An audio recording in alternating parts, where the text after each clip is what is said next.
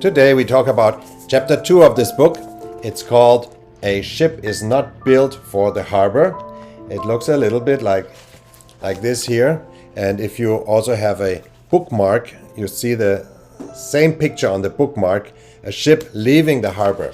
It talks about our life and some seasons in our life where we need to make steps forward, where we need to have the courage for a new move. I remember when I was studying music in Germany, I finished that study, but I already received a calling to be a pastor. So I saved all the money I could. I sold my saxophone. I had enough money for 1.5 years to study a 3-year program in Canada. And so I was on my way and I was wondering, how will this go? Will the money be enough? Will God be with me? Is this working out, or is it just a crazy idea? But I have no regrets because it worked out. After 3.5 years, I had my Master of Divinity, and after that I became a pastor and moved to Taiwan. So I have the experience of when my ship left the harbor, it all went fine. Yes, there are waves. It's dangerous on the sea, but if a ship never leaves the harbor, it actually is useless.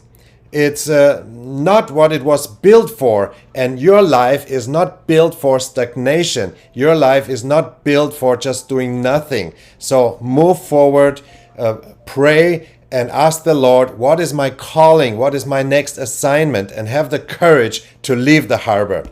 In the New Testament, there's a story. It's called the Parable of the Talents. And Jesus is talking about the kingdom of God, or the kingdom of heaven. And it says, it's like a man going on a journey, called his servants and entrusted his property to them. To one of the servants, he gave 5 talents of money, to one 2 talents, and to one 1 talent. Now, you might know the story. The one with the servants with 5 talents and 2 talents, they invested. They went out, they tried to do something, and actually they gained more money back. And the master actually said to them, well done, good and faithful servant. You have been faithful with a few things. I will put you in charge of many things. But we also know what happened to the one with the 1 talent, that he dig the money into the ground and then he waited for the master coming back. Now, I always ask the people, how long does it take to dig money into a hole? And it probably doesn't even take 1 day.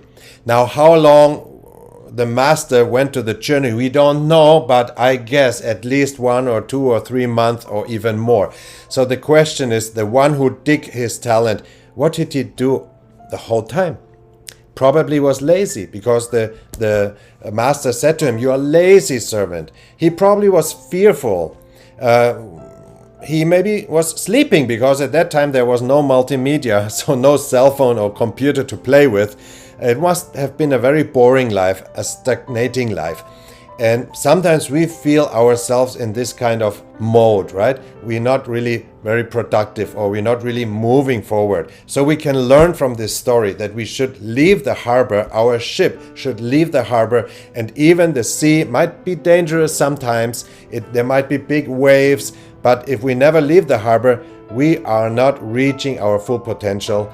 We are actually not doing anything about the purpose for our life. We are made to live, to go on a journey, to glorify God in our life. So this chapter 2 in this book, I believe it's a very, very important chapter for all of us, where we can learn to have the courage to leave the harbor. Now, of course, we might say, what if the ship crashes? What if we do something and we will not succeed? Well, my question is this. In this story, the master, what would he do if the person with the 1 talent would have said, well, I tried to invest every day. I get some new ideas, but I failed.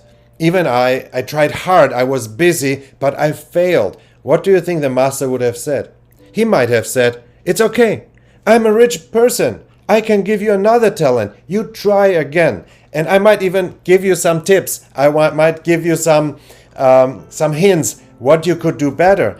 So try again, because his attitude was right. So if our attitude is right, whatever we start, whatever we do, let the ship leave the harbor, I think it is pleasing to God. And so this is the big encouragement in this chapter, that your ship should leave the harbor. May God bless you, and see you in 2 weeks.